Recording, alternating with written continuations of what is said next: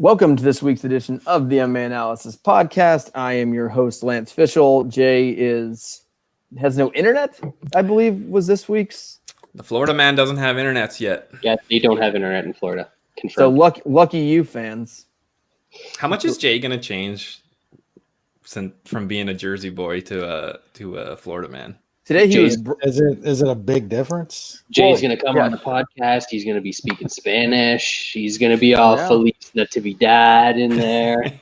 I think he's already changed because today in our group chat, he was raving about the coronavirus in Florida and how well they were handling it, which I think is the worst area in the world for COVID-19. Yeah. So I think he's also saying he's going to go to the gym, which I don't think I've ever heard Jay mention. He never mentioned the gym. He was talking about how they're doing great with the virus and most people wear masks, and he was going to go to the gym. He's already been brainwashed. He's like, I'm going to go to the gym and then probably the beach, and then he's going to go full marshmallow to a slightly toasted marshmallow. No, he's going to look like 85 Tom Selleck within 6 months. Within 6 months, that's Jay. Crockett or Tubbs? Excellent. How are you guys doing? Shaun, how are you? I'm good. Hockey's on full swing. I hopefully will make some money, depending on what happens in the next series. But it's been pretty good. Good. Nothing else really going on. I guess I've been catching a little bit of the basketball, but yeah, sports have been pretty fun lately. Wes, how are you? First time in 2 weeks. Where you been, Wes? Yeah, just staying busy, staying alive. Yeah. Trying to survive what feels like an apocalypse at this point, and just getting through life, man. Lots of wine and White Claws and bourbon, and at least sports been pretty fun. Watched more hockey in my life in the past couple months than I ever had. So yeah, love it. Been fun. Good. I'm still at no hockey for. That's okay, Lance. Really.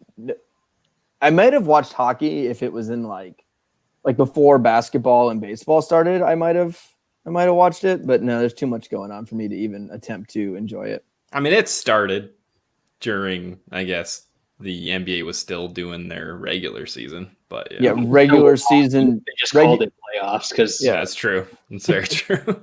Regular season basketball and opening week baseball greater than hockey. So I went with that.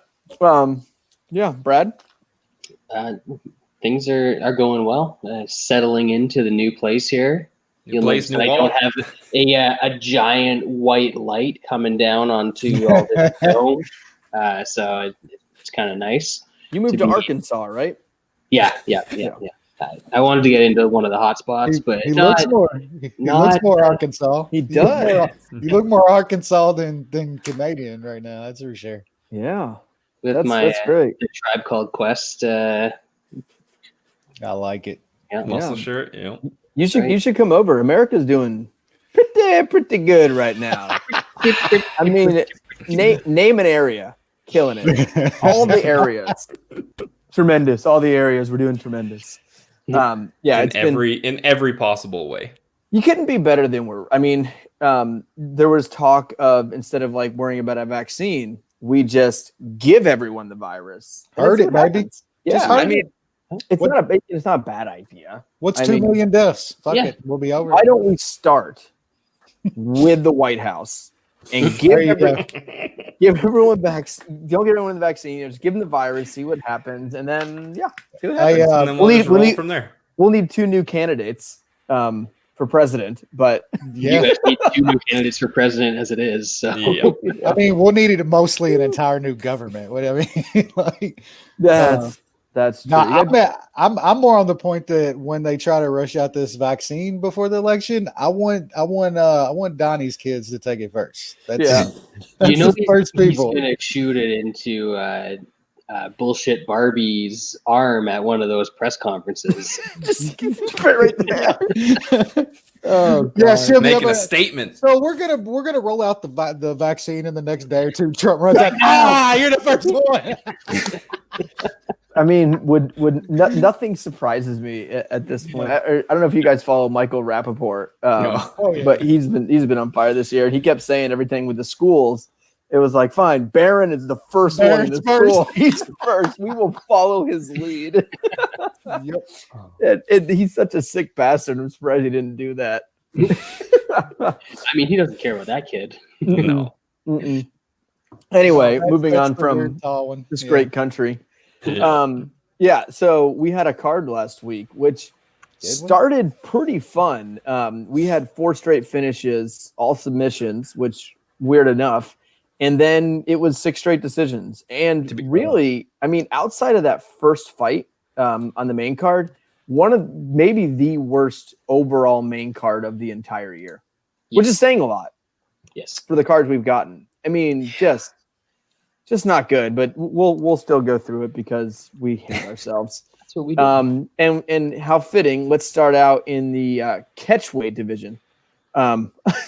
We had Mallory Martin defeating Hannah Cyphers, and this to me was actually tremendous.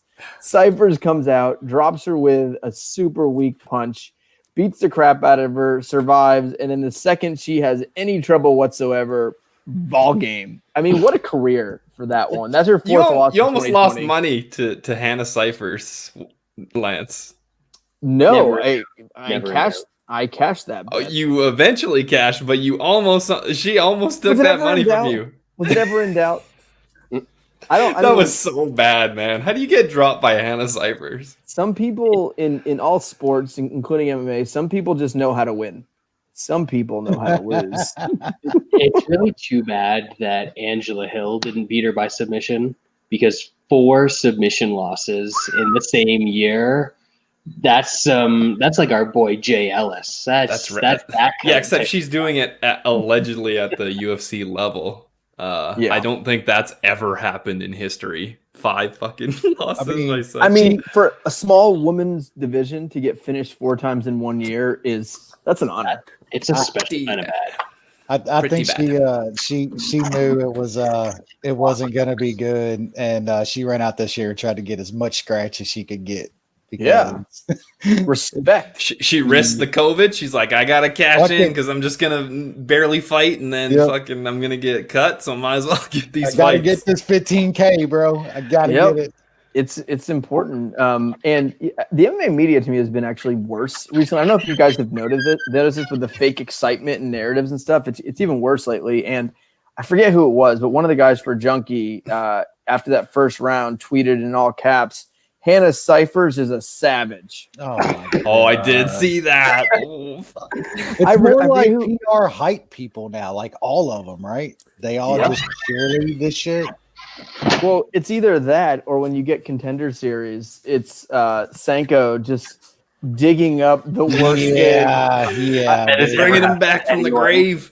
God, it's been so bad. I tweeted yesterday when the redneck guy was speaking, and they weren't going to bring up anything with his family. I jokingly said, like, 12 years ago, your dog died. Tell me how that motivated Got you. hit by a truck. Yeah.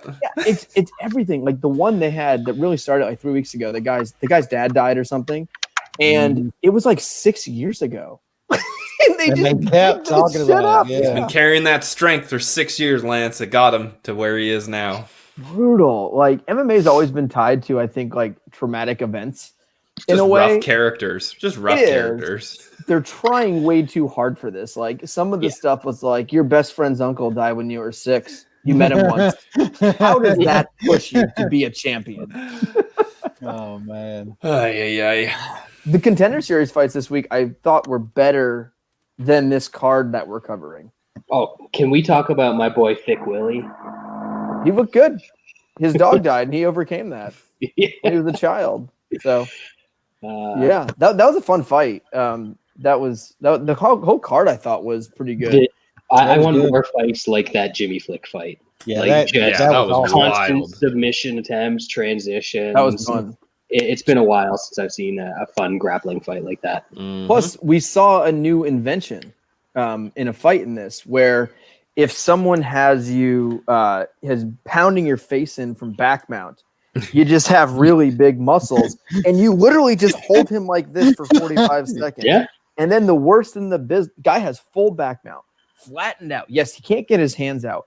Got to work. You got to work. I'm going to stand you out from flattened out back mount. You got to work. You can't get your arm out. He even said, if you can't get your arm out, I'm going to stand this up. Like, I would have what? headbutted that dude in the back of the head and be like, is that good, Herb? What the fuck is Fucking that? Herb. He's Man, a he needs train wreck. to be taken behind the shed, man. Yeah. I think what he did last night was actually worse than any of the bad stoppages. He said 4 or 5 times that he was going to stand a guy up from flattened out Completely back flattened Full out. back mount, yeah. and he said it like 3 times. And I think before that, and I think it caused the escape. Eventually, the guy was going to wiggle his arms out and probably win the fight. Because if he gets he was landing shots. If he gets his arms out, he could have won that fight. And I think the reason he moved is because Herb kept saying, gotta move, gotta move, gotta move. It is not his job to move. He's in back mount. If he wants to get a fucking pillow out, put in his back and take a nap, he earned that position. He can sit there all day. He doesn't have to get up when the round's over. He can take a nap. He can get a blanket. He can do whatever the fuck he wants. And Herb's gotta work. Like, what? Fuck you. If anything, you warn the bottom guy for stalling. Yep. Right? Like, That's one of the worst things. Like, guys getting rewarded for stalling from the bottom. Like, no, like, figure it out. You got put there. Yeah. Did you Get out of it. Did you hear the what he said in his interview? He said, my instructions in the back, I knew I could hold him there. It almost sounded like Herb was like, yeah, if you get in that position, just hold it, get your big ass arms around his gloves and just sit like this, then I'll stand you up. That's literally what he said if you heard it. There's a stalemate anywhere, probably. Yeah. Or if you stall, I'm going to stand it up. Not meaning the guy that's got back mount fucking stalling. You know what I'm saying? Like, Dude, he's Herb. gone. And then I thought that was no one talked about it. I thought that was a very late stoppage. That dude, like you could, it showed the replay. His arm was like his limp arm on went that. limp, and then it was at least seven, and that's a big motherfucker He with was just hurt. hard Elbow. hammer. That's Thick Willie, baby. He Thick got Willie. hurt. He got hurt from the elbow. 5'6" light heavyweight. It's almost like he's the non-jiu-jitsu style of Kevin Casey. We talk about Pringles cans like that shit. It's as short and stocky as he is. That shit's got to be. Yep. And is that not the Fire sweetest hydrant. man you've ever heard talk? Like, I was listening to his interview. I was like, God, I really want this dude to do well. He seems like the nicest fella I've ever heard speak. I was like, I am now. He was like, sweet is the only word I could use to describe how he was talking. He was. You had a hog like that, you'd be sweet too. Yeah. I mean, You've been Ooh, blessed. Nothing to worry about in life. Yeah. I mean, that guy's obviously not good, but man, that's some survival. That's some survival right there. And the way he hits. That's what he does in a lot. He's done it a of lot, his yeah. fights. Yeah. Yep. And He's never out Hyperblue, of it. best ref is clearly Josh Rosenthal. There's no question. Except he can't get fucking No back into the nonsense. UFC. Yeah. Keith, Just- where's Keith Peterson been lately? Rehab? Taking it. He might have got the COVID. I like Ford. Peterson's a good ref. I like him. I like that he doesn't. I like that he doesn't insert himself into the fight unless he Yeah, has to. that's the problem with Goddard. Goddard's pretty good, but he puts himself Yep. in the fucking fight too much. He loves hearing himself talk. Like, huge Rich fan. Mitchell is another British ref that guy's good too. There's a few good. I like. It's funny. I think Anik's nickname for Keith Peterson, No Nonsense, is literally probably one of the most fitting nicknames I've ever heard in the sport. Yeah. Like, the dude, he never really talks. If you're grabbing the fence, he just like hits you in the hands. Yep. Like, he does. Like, Goddard's too much. Like, I think Yeah. he's an okay ref. I just think he inserts himself way too. He's a pretty good ref, but I can't stand that fucking guy. Like, shut the fuck up, dude. Just ref the fight. He's not bad at it. No, Yeah. at least he, the other day, I think it was him. Like a couple weeks ago, he made a mistake. I forget what it was, and he like went on Twitter and apologized and said, "I made a mistake." Herb Dean was like, "Fuck Dan Hardy. I didn't do shit wrong. He doesn't know." Like, he's right there. He watched the guy get punched in the face 20 times, and you were just herbing out. He said urban. That's what we're gonna start calling it. Shit. God damn, that ref is urban out of He herbed the shit out of that one. Yeah, he herbed that one up real good, didn't he? Jesus. He's a trash can. But I don't know how we got down this. But next women's strawweight division, Polyana Viana defeated Emily Whitmire by armbar. Shaun, I believe you got some crazy line when this first opened, right? Plus 560 on sub. Yeah, Not bad. At the old Russian book. nice. That was like one of two bets that I won, I think, on Saturday. But Do they pay you in potatoes from that motherfucker? If they pay me, Wes, that's the problem. Gotta love women's MMA. You said there was 4 subs or almost 4. Was there 4 subs in a row? Yeah, four four in a subs. row. I mean, to be fair, 2 of them were women's fights, so that's the shit that kind of happens in women's fights. It seems like there's been more finishes lately in WMMA. Yeah, well, I've been they're all dodging arm bars those. from guard. Yeah, it's all garbage subs. Yeah. Yep. Every All single shit subs getting taken down by a head and arm throw and then getting some shitty sub. Yeah. I saw the Angela Hill Karate Hottie is the co-main event on the card coming up. Oh god. Yeah, I mean, I like Angela Hill. She's probably the only female fighter in the UFC I actually like. Not as a fighter, but man, Angela Hill co-main event. Whew. That's bad. Which card is that? It's the garage weight champion. Oh, Tiago. Oh yeah, baby. Yeah. But I think the worst thing of 2020 so far, which I believe I brought in the show or on Twitter, is that Arena Aldana is main eventing a card that has Dubronx on it. That's so bad. That's embarrassing. That's real. The funny thing is, UFC doing that actually costs them viewers. People will not watch that entire card because they don't want that, and they'll turn it off. Dubronx is fucking Dubronx. Like, I mean, on the plus side, we're probably not going to need We don't more need than 3 15 rounds. minutes, but You'll he should be the have- main event.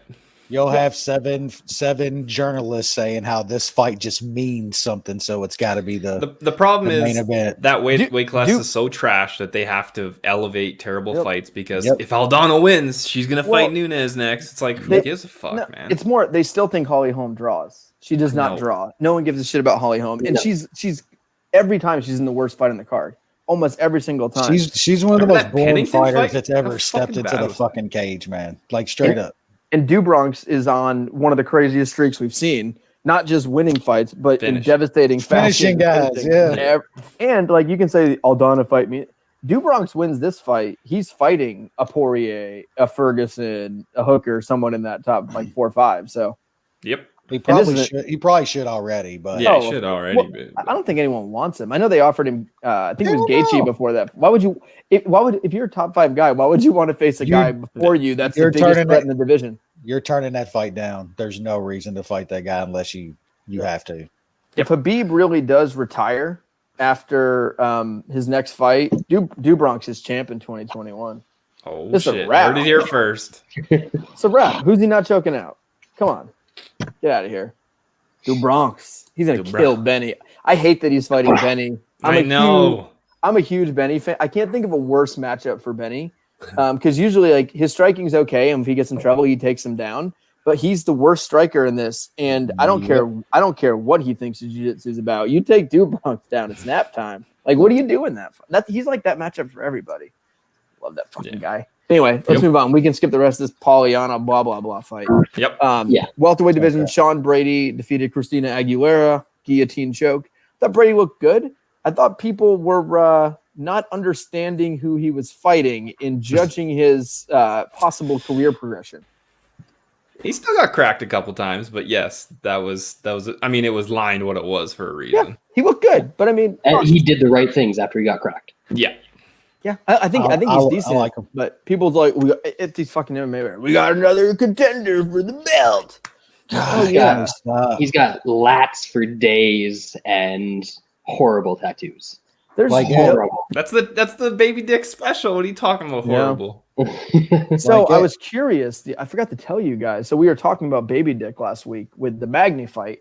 I went research mode on Shaun to see if he was alive. I found his Instagram. Yeah. He has an Instagram. I went to his website for his tattoo parlor, which seems to be thriving. So Shaun is alive and doing well. Good. I didn't do it. Maybe on the show we'll do it next week. His cell phone number is listed on the website. I think. We'll have to do a call in. So we should probably prank call him on the show next week. Yeah. Just trying to spice her up a little bit. I'm down. If we can. I mean, if Jerry shows up, then we're gonna be all out of stories. So we gotta make some new shit. That's true. We could use a couple of movie reviews of some shitty 1930s horror movies. Yeah, I miss Shaun. Shaun was fun. He was. Yep. All right. Next up, crickets. Ended up being a catchweight fight. Alex Caceres versus Austin Springer. Now, it's funny after we just talked about how Sean Brady fought nobody, but I'll say this. Caceres looks really good this year. His last 3 or 4 fights. I think it took him a while to kind of figure his shit out. And I know he hasn't been beating good guys. I don't think he's some top contender, but it seems like he's gotten way better as a fighter. He's always been pretty slick on the ground, but his striking seems better. He seems a little bit smarter in the cage. I don't know. Yeah, I think Alex Caceres is the guy that could upset someone in the top 15. Yeah, he hasn't been, just giving away fights like he did earlier. Now that might be because he's fighting shittier guys and doesn't get put in those situations where they survive and then he does something stupid. But I'm pissed that the Giga fight didn't happen. Man, him at plus 200. Yeah. He would have smoked him. That fucking sucks that we didn't get that fight. Mm-hmm. That was Munich. Yeah. I tweeted after that fight that it feels like he's turned a corner, and I absolutely shouldn't buy it because I don't think he really has. That is fair. That is a fair assessment. I'm kind of close. I'm kind of close to Brad that I think he has, and it's still hard to trust him. We'll have to see it against somebody a little bit better. I'd like to see a step up here. Next up, someone that actually is a UFC fighter. Well, even more than like a Giga, right? Like he's 32, he's won 3 in a row. Like give him something, give him someone that's close to being ranked at least, and let's see what he's fun too, and he's always been fun. He's a fun fighter. Like give him a fun fight. And I thought this was a slick finish. He shaved the hair. He shaved the hair though. It's a business trip. It's probably a good decision because I feel like in other fights where guys would like lightly hit him and his hair would go flying or something like that, and it made it look like it was a bigger punch than it was. It really did. It looked like his whole head was falling off when he got hit. Probably a smart idea. I think it's also that's a little bit more mentality too. It does seem like that he's trying to take this shit seriously. Business trip. To where it used to be like, fuck it, I like to fuck around in the cage a little bit. Yep. We'll see. All right. Next. Now we get into the shit. Oh god. Hey, this fight was great. I didn't win many bets on Saturday. Middleweight division, Zach Cummings defeated Alessio Di Sirico 29-28, 29-28, 30-27. Now, the highlight of this, for sure. The only highlight? Yeah, there was one highlight of this fight. Yeah. First round, Cummings loses the round. Second round, clear Cummings round. Group chat, Jay.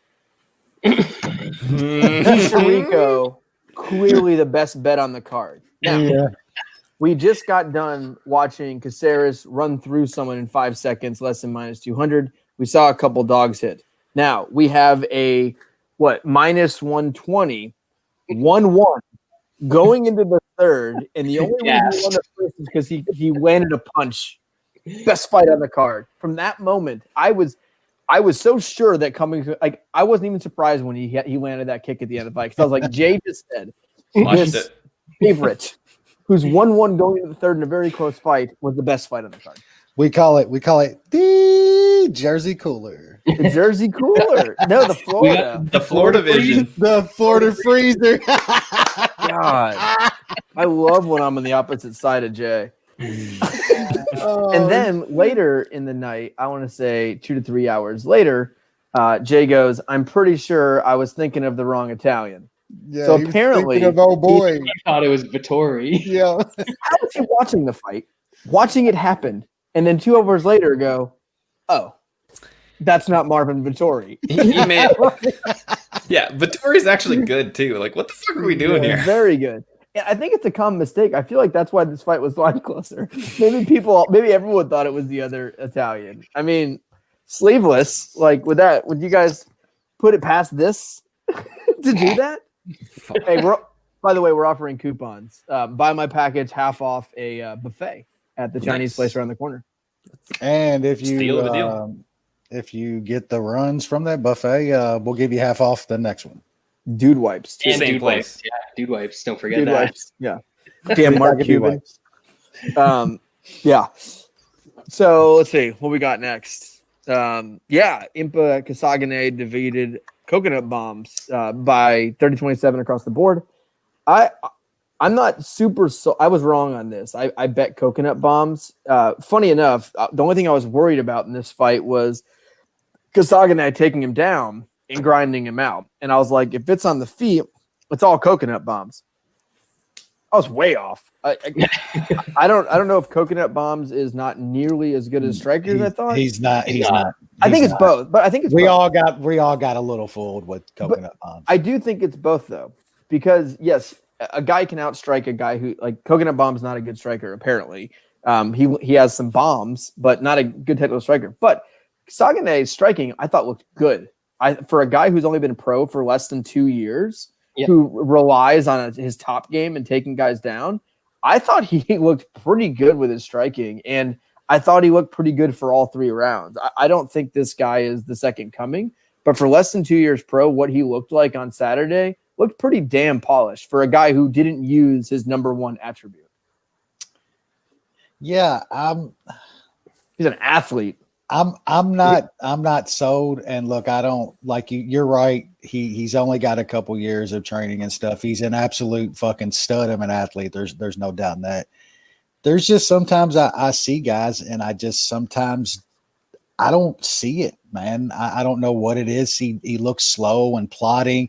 Yeah, he's for 2 years, his hands didn't look bad and stuff. I think another factor is that we've highly overrated Coconut Bombs over the past year, like highly overrated that kid. Maybe I also think he's like just a little too small for 185. Like he's thick and shit, but he's a little too small for 185. He's not very tall. He's only 5'11". Yeah. Maybe it ends up being pretty damn good. He could. Don't get me wrong. No. Just something. I don't know. I just I've watched him a couple times over the past month or so. I don't know, man. I'm not seeing it yet. But you're right. 2 years or a little over 2 years of training. He's got a little ways to go. I believe he's fairly young too, like mid 26. Yeah, 26. So, yeah. We'll see. We'll see. I think this is a guy who everything is going to depend on where he goes. If he's, I believe he's at like a nothing camp, isn't that right? Like some random camp in North Carolina. I think he just went somewhere decent, right? Like just recently. Well, I think he said he was planning on moving camps. Okay, but everything I saw says he's in Charlotte. This is a guy where I feel like if he goes to a camp with his athleticism and what he has so far, if this guy went to, an American top team, like an AKA, some kind of place like that, and just got some grueling wrestling training and, got his striking a little better, if you want, Jackson Wink, any of those, I think that could take this guy to be very, very good. If he stays in Charlotte, I think there's not much room to go. We say it about a lot of guys. A lot of guys that you can see the athleticism and some talent in that won't leave their hometown. Never works out. So I hope it's different. I did see, I don't know, like not a good example, but he did say after the fight he wants to train with Coconut Bombs. Now that's a bad idea because he just beat the shit out of him. You can't get better from that. But the fact that he's saying he would train with someone else, maybe that's a good thing. And with the Derek Brunson thing, what would Brunson, that huge win last fight, what would Brunson done if he would have done that 8 years ago? If 8 years ago he would have went to a big camp with his natural talent? Because Brunson, the man still wasn't throwing proper counter left hands a couple years ago. Like he was still so bad, so fucking bad. But he could get away with it because he was talented. Yep. All right. Next. Really the only good fight on the card. Great fight. I would say it was the only good fight on the card. We had some finishes that were not exactly close. Maybe if you count the women's fight. But I thought this was a great fight. Ricardo Lamas defeated Bill Algeo 29-27 across the board. That's how I scored it personally. That was definitely a 10-8 third.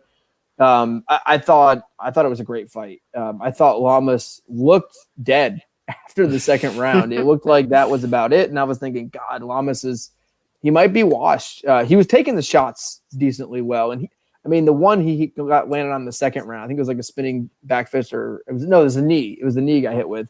That's a fight ending shot. And Lamas continued forward. And maybe he's not super, super washed. I felt like he had really good output in the third round and he could take a shot. He says he might retire. He doesn't know, but this is a great fight. And I thought Lamas really, did that veteran bite down on your mouthpiece and push forward and win a fight with some wrestling in the third. And I'm glad it played out like the old dog just beating the crap out of the young kid in the third round on top. Like that's what you like to see. Fair. That's what you would hope they would do with some of these more aging guys, but we just don't get it enough. Like this is. And I think the only reason Lamas wasn't this a short notice fight too? Yeah, Lamas was supposed to fight Ryan Hall. Yeah, look what they were trying to do with Lamas. You know what I'm saying? They're trying to get his leg snapped off. So it's like I'd like him to do this more a little more often, man. Give him a guy like that, see if he's ready to come over to the UFC. I will say that Paul Felder probably busted like 7 nuts watching fucking. Yeah, that was embarrassing. That was just, I didn't even have to look up where he was from. Like 2 minutes into the fight, I was like, "Oh, this guy's got to be a PA boy." And then, sure enough, yeah, that fight was fucking awesome, though, man. And props to Lamas, dude. That's a pretty good performance against a young tough dude at that stage in his career, man. That was fun. I don't think, when we look at the aging veterans, I think they've done a little bit better job. When you look at Weidman, when you look at this fight and a couple other ones, it doesn't always have to be an up and comer, but if a guy's 38, 39 years old, 37, whatever it is, former champion or former contender, someone like that, why do we have to keep giving him top 10s and having them get knocked out over and over again? And we've seen this with so many guys. We could probably name 30 guys right now that just, we knew they were done. So they fight the number 6 ranked guy, which is this 28-year-old killer, right? And we saw it with Weidman. They still give him a ranked guy, but they gave him the best matchup. We saw it here with Ricardo Lamas. I think they didn't do a good job. But I don't think the purpose of Frankie was to give him a winnable fight. I think that kind of backfired on the UFC. I don't think they were trying to give Frankie a winnable fight. But I want to see these older guys get matchups where they can win, at least have a chance. And I don't want to see a former champ who's faced a murderer's row be a plus 300. That's not fun for me. I don't like that. Yeah, getting sentimental in your old age there, Lance. And a performance like that from Lamas might get you a little shine on the next matchup to where you can maybe get a little bit more eyes like, hey, Lamas is kind of back. Look at the performance he had this last time out, instead of Ryan Hall would have probably subbed him in the first fucking round, And now with Algie Crumpler being competitive against Lamas, I want to watch that guy again. He was fun to watch too. Yep. It did what it was supposed to. And there's a card later on the fight, which we obviously swung and missed because we're sentimental. But why was Robbie Lawler facing a guy who would do that to him? That was the most, I thought Robbie had warm bodies, Lance, because there's not a full roster to pick from right now. But no, I disagree, right? They could have picked anyone. They could have picked a guy off Contender Series to fight Robbie fucking Lawler. They could have found anyone to fight Robbie. They gave Robbie the most, I thought Robbie would come out swinging just because it's Robbie. He came out tentative, but they gave him the worst stylistic matchup they could. Why do that for a big name guy that has been in this sport forever? Why was Robbie Lawler not fighting coconut bombs? Yep. Seriously, why not? Give him a guy that's going to swing with him. If Robbie gets a big knockout, you got a great fight next time. Probably because Robbie doesn't want to take that fight because it's not a win. It's a lose-lose situation. Robbie doesn't seem like a guy who's ever going to say no to a fight. He'll say no to a date. I don't think he says no to a matchup. And think of a guy like Coconut on this card, right? Maybe a bad example. You put Robbie against Coconut Bombs. He knocks out Coconut Bombs. Robbie, you can then, put on a co-main event of a pay-per-view. And maybe then you a main event at this point. Yeah. You can main event. Coconut Bombs knocks out Robbie Lawler. Holy shit, look at Coconut Bombs. Those are the matchups you need to do. Yeah. And it's stupid. Yeah. Fucking UFC. I hate when the UFC fucks up obvious stuff. Next fight, who cares? Alex Grasso defeated Asian chick number 6. Fuck that. We could probably skip over the Neil Magny defeating Robbie Lawler. Yeah. We talked that about was Neil Magny's a fucking coward. Yeah. yeah. Okay. Like Brad said, I like that they should have Robbie been taking points. They should have been taking points from Magny. Mm-hmm. As the second, 10 seconds into that fight, I marked it as a loss. As soon as Robbie was Robbie doing? As soon as Robbie changed levels, He shot for a takedown in the first against Magny. What are we doing? You can't pull the trigger, man. I don't know what it is, but Yes. I don't. Okay, there's a difference between pulling the trigger and shooting. Yeah. Why would he shoot in this fight? It literally would have been better if he stood in front of him and did And nothing, did nothing, rather yeah. than shoot that takedown. So Yeah. last week on the show, I talked for a good bit about there's 2 ways to judge a fighter if they're washed. 1, chin goes, most obvious way. 2, gun shy. Volume. And I literally said when I was breaking in the fight, and I said, I don't think Robbie's chin is gone. And I don't necessarily think he's gun shy. I think when you look at the Covington fight, I think he got overwhelmed so quickly he didn't know how to react. And the Askren fight, whatever. I didn't think Robbie Lawler was gun shy. That's literally the only thing you really need to look at for a washed up fighter. Can he pull the trigger? And does he have a chin? Robbie answered that question. His chin's fine. He can't pull the trigger. You just get to a point. It's all mental, right? Like it's a mental block where he's confidence too. It's a confident thing. He doesn't feel like he can get in these gunfights. And when you're a gunfighter like Robbie, that's all you have. That's the matchup too, though. Like 2 fights ago, he had it. Like you seen how he went out and went at Askren. Bombed on Askren. But then he turns around and gets fucked up by Kobe like that. And then the very next fight is like, oh, I'm against another grappler. Yeah. I can't pull the trigger against another grappler, or that's the matchup problem there. No way he should have fought. That was fucking stupid. I feel like that would have been a Thunder Dick special on Magny. Probably. Magny by decision was -120. Like, oh yeah, I mean, when you look at what they've done to Robbie in terms of matchup, like look at his last 4. Neil Magny, Colby Covington, Ben Askren, and Rafael Dos Anjos. 4 guys do they hate him or what? Who are going to wrestle. And then before that, he fought a guy that was going to stand with him. Cowboy beat him. Yep. It sucks. Like when you were putting Robbie in these good matchups, and I don't think it was Robbie's takedown defense went away in this. I just thought Robbie lacked. He just didn't look like he wanted to be in there. No, his takedown defense and his get up game was fairly good in this fight. Like he moved and scrambled, but once he got back up, he just laid against the cage, and Magny would hold on to him. And and once he circled out from the cage, he would just stand there and not do anything. Me and Brad's watching this shit like, what the fuck is going on? We're like, what is he doing? He seemed uninterested.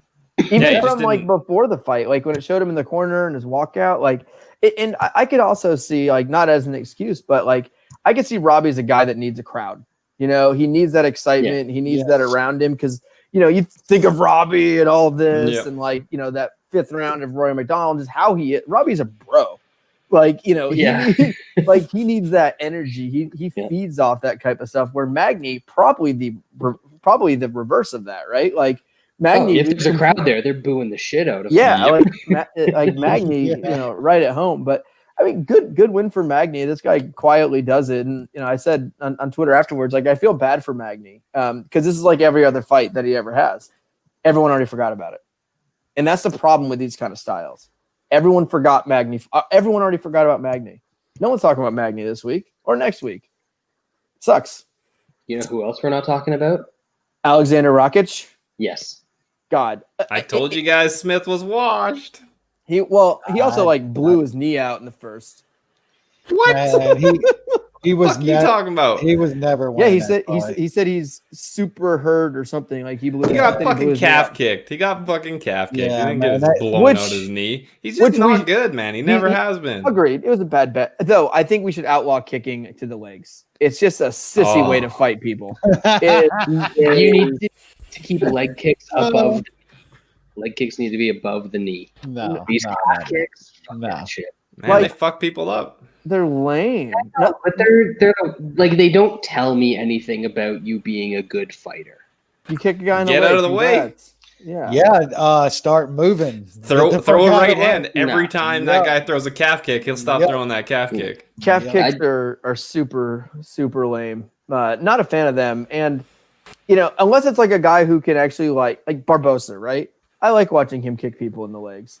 Different. It is a different thing. Yes. That's a thigh kick, though. That's not a I'll- fucking calf exactly. kick. Yeah, not lame. Calf kicks. If everyone can do it, like it sucks. I don't. Not mean, everybody can do it, not though. And every- not not everybody every- can do it really they can. effectively Yeah. either. Not everyone's that lame. Not everyone can do When it. I see it on undercards of LFA and Contenders Series, and it's the stupid fucking calf kick is everywhere. Like I But get it. it's It's a perfectly legitimate technique. Whatever. It sucks. It's lame. It's terrible to watch. I mean, Terrible. So boring. it's the same thing as any other strike. Like not everybody's getting knockouts all the time. Not everybody's ending fights with calf kicks. Not everybody's great at them. Not It's everybody's. boring. I mean, It fucking completely fucks up a guy and he can't move, and then a lot of times he'll get Yeah, and then knocked the out. I fight on was the sucks. thinking about it. I literally Yeah. just started Knocked out. yawning. Uncontrollable, involuntary yawn. It I'll is say what it this, is. Get out of the way. You don't like calf kicks? What are you, a Diaz? Fucking get out of the way. Just fucking I'm scrap. gonna That's all bet I'm on- saying. I'm gonna That's bet on fine. a guy this week because I think he's gonna throw a bunch of calf kicks. There we go. But they're There still we go. bullshit. Yeah, they're super. Doesn't mean I super can't lame. take advantage of the bullshit. And Rocket's completely clueless. Like they're like, "Who you want to fight next?" Well, I think I got a title shot. Like, Yeah, bro, that was being a serious. title. That was a title clinching or Look, I- getting a Yeah. title shot kind of. I made it- Alexander Jokic. I made a good amount on him, and I'm telling you that if that man thinks he's getting any kind of good matchup off, that is hilarious. That was brutal. Yeah, You can't- we got a little of that decision prop. That was all right. Yeah, you knew what was on the line in that fight too. You played it way too safe, like Dude, completely safe. And he could have let him up and finished him at any moment. Oh, And that yeah, was Dana He knew hates he was that better shit. than him. Like he knew he was better, way better than him. Especially he knew he was compromised too. Yeah. Like into the second round. So this man needs to pay for his sins. No shit. This Rocket. So I have a good idea for old Alexander Rockets. A certain individual The Rumble. about a month ago entered Oh, the USADA God. testing pool. Now Oh god. he's Yes. probably not going to pass. He is probably going to fail that. But in the slim Don't chance care. that USADA has mixed up some vials and they don't see the results, I want to see this dude kick Rumble in the calf, which is really only just going to make him angry. Can you imagine walking up and going like this and kicking Rumble in the calf? He's gonna fucking punch your head into the seventh row. It's like when you eye poke him. Most guys hurt by eye poke. Rumble like just erupts inside and decides he's gonna murder you. I think if you calf kick Rumble, he would just like look down at it and be like, "You motherfucker, you just kicked me in my leg, in my fucking leg." Like that's what I want to see. We're back to now that Rumble's officially back. He We need to probably go to the Rumble probably- punishment. No, you kick Rumble in the leg, he's gonna be bitching to the ref about a fucking dick kick. You know what I'm saying? That's the only worry there. I'm straight up. He's holding his thigh, and they're like, "What are you doing?" Like he like pulls his shorts tight, and you can like see it on his thigh. Like, bro, look right there. He's got to wear the Shinya Aoki trunks just What to do you- make sure he can. What are you wearing? What are you wearing for a cup for a motorcycle sidecar Rumble? Like what the fuck? When is he? He's back. What? January or February? I think. Something like that. 2021. Who do they give him? Rockets. Is that not perfect? Unless you think they give him a little bit of a cupcake for his first fight. That's what I said. Rockets. Oh, you beat Anthony. You lose to Ozdemir and beat Anthony Smith, and you're some kind of all-star. Dude, Rumble would murder that dude. They might go a little lower, but you could be right. The UFC could be angry, and they're like, "Fuck it, let's release the Rumble on him." The chat said they bet it was Jay that gave us a thumbs down on the video. No, It yeah, had 2 to- thumbs down last week. It had to be. It definitely had to be. There's another one this week. It's got to be Jay. Yeah, it's got to be Jay. I can't wait for Rumble to come back. That's exciting to me. It's the little things. How old is Yep. Rumble? Like mid-30s? Yeah, he's getting up there, I think. I mean, he should. It's not like he's like brain damaged and taking a beat down, because as soon as you hit him solid, it's a wrap. Yeah, he's not. smart. He's like here. He's 36. Here, let me pull my chin way up. Yeah, Rumble was one of the smartest fighters ever. Yeah, he's Okay. one of the smartest fighters ever. He's like, If you're not going to win, why take a beating? Just give up your neck. That's what I would do. I mean, for sure, that's what I would do. Like, I get it. For sure. All right. Well, that card was brutal. I don't We talk talked about about it for a while. We did. We talked about lots. We talked about lots of things. That's fair. Yeah. I don't know if I'm gonna be able to like watch this card this weekend. We're getting a cabin in the middle of the mountains. So Is it a I long don't. weekend for the Americans this weekend, like it is up here. Yes, it's Labor Day.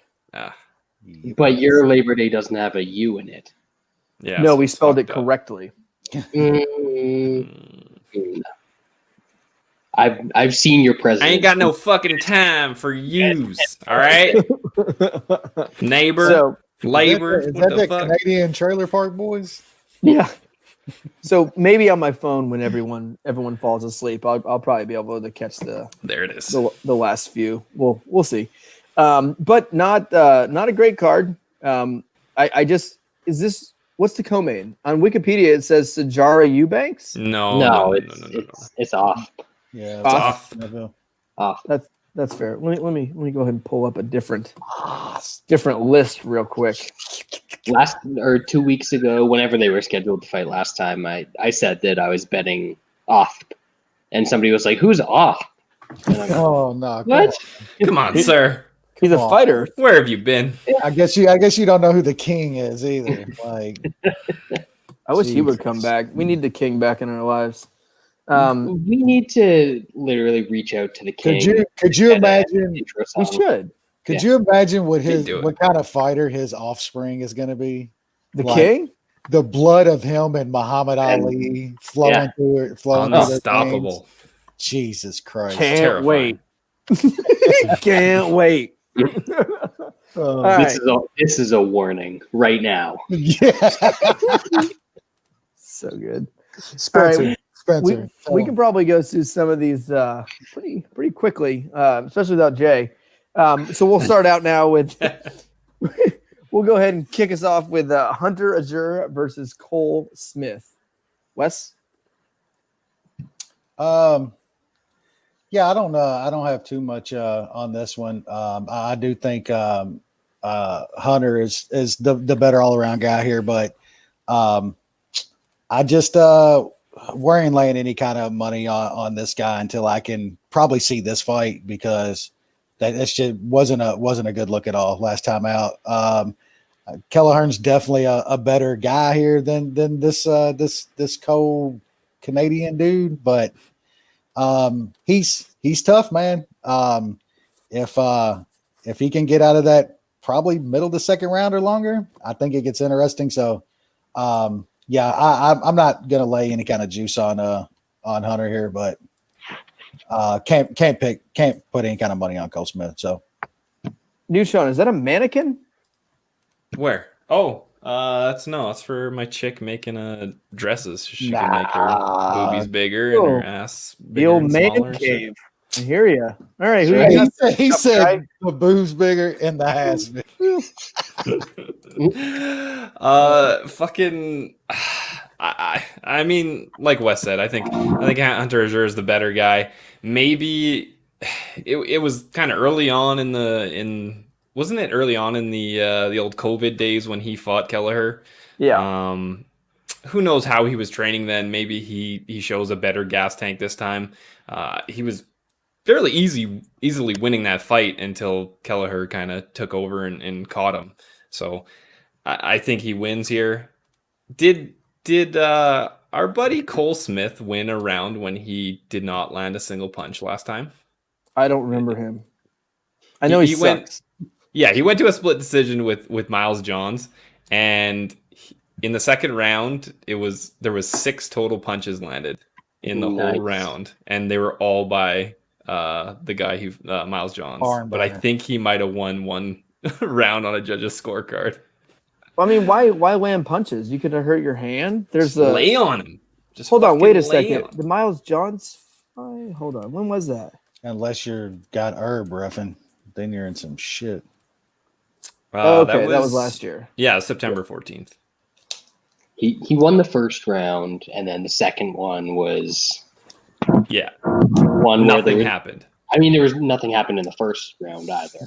Derek Cleary gave him the second round, and he landed 0 strikes. Nice. I dig it. No, 0 significant strikes, Shaun. There's a difference. Sorry, Young my man. bad. My bad. Brad, That's all I got. He landed 4 strikes. Azure looked pretty good against Kelleher in the first 7 minutes of that fight. He was winning the striking, which, like, Kelleher isn't a great striker, so it's nothing to write home about, but he's competent. So that's probably a good sign. I think he's probably good enough to keep this on the feet where he should be the better guy. And I think he gets a win in that one. But at the same time, he did get taken down a bunch of times by another terrible Canadian in Brad Katona. Ooh. So that's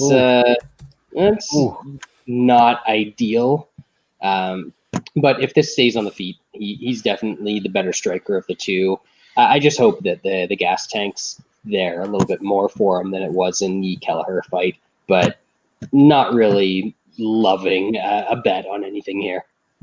Yeah, I believe so. He's went to the decision of bunts. I was kind of surprised about the gas tank. I wonder if it had to do with not just the pandemic, but he took that fight at a higher weight class, so he might have just been maybe 10 pounds of heavier, just not, some guys, they get more gas, they don't have to cut weight. Some guys feel a little bit fatter. So maybe fighting at featherweight affected him too. I don't know, but I think he's so much better than this kid. Did you see this kid cap the fight? You want to cap the fight? Look at this kid's picture. This Cole Smith kid. Just look at his picture. He's going to beat a grown-up in a fist fight? Get out of here. Give me a break. I will fight this kid tomorrow. How big is he? This bantamweight? I'll fight him tomorrow. Yeah, but he's training in Thailand, Lance. You might get fucked up. Yeah, you know how I beat him? Good. This guy's gonna have 70. You got to beat him and the juice. He's gonna have 72 minutes of cardio here, dude. Rape choke. I would take him down and then just straight into rape choke right there. What's that kid gonna do? What's he gonna do? What's Cole by round 3? Yeah. I think the Azure having bad cardio was a one-off versus the norm. I think he is a 10 times better striker. And even if this went to the ground, I wouldn't necessarily be too worried about Azure there. I just think he's a better striker, bigger, stronger, faster, more athletic, not a little ginger fella. So yeah, I like Azure here. I'll have him parlay with someone else on the card. Plus 2,100, Brad. That is a waste of money. Whatever you put on it, it pays 0. Next up, which I cannot. Marcus Rogerio de Lima is still in the UFC. Yeah, he fucking won last time. He knocked a guy out. Yeah. Did he really? Yeah, the horrible fucking New Zealand guy or Australian dude Ben Sol. Yeah. I remember that now. Well, he's taking on Alexander Romanov. It's a real thing. Wes. Yeah. Is that guy's nickname the Dynasty? Because the Romanov Dynasty. No, this is King Kong. He's been just he's been obliterating dudes in the Eagles fighting championship. Yeah, whatever the fuck that is. I like it. That was like almost every single one of his fights is in that organization. So he might know the owner and he might be getting some wins that he might not have. Yeah, I don't. They're all pretty quick, so I don't think there's much question about the wins. There's question about the quality of competition. Yeah, unless those guys like to go down. So somehow he's a fave here, but I mean I can't touch either one of these guys. Just bet the under. These guys are gonna throw down till somebody falls down. The Lima, every fight he's ever had is pretty much throwing down. Sometimes he gasses and lays there and makes it to a decision or lays on a guy. I think it's happened once or twice, but the under. It's starting to balloon up. I think I got minus 145, but that's a winner. Shaun? I don't have much here. If I would have bet this fight, it'd be the under. Romanov has never went to decision. De Lima's went 3 times in 23 fights, so I think somebody's getting knocked out, and I don't know who it's going to be. I'll pick Lima.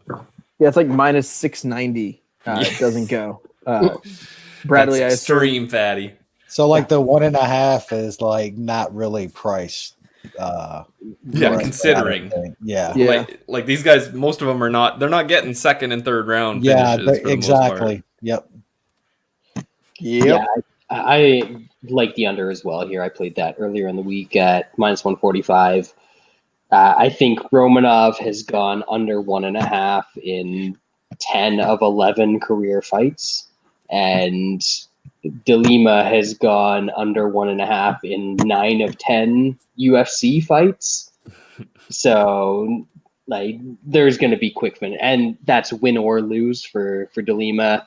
Romanov hasn't lost because he hasn't fought anybody yet, but it seems like it's going to be over pretty quickly, because if these guys don't win quickly, they quit pretty quickly. So I don't really know who wins. I don't really care who wins, but I think it's going to happen in a short order.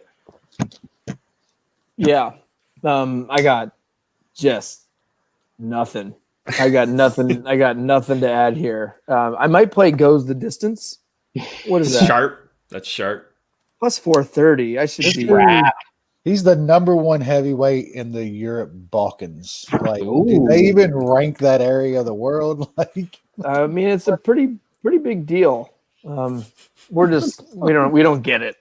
We're not dedicated. You got to buy packages to understand those kinds of things. All right, now I believe we're going to watch women attempt to fight, as we have Viviane Araújo versus Montana De La Rosa.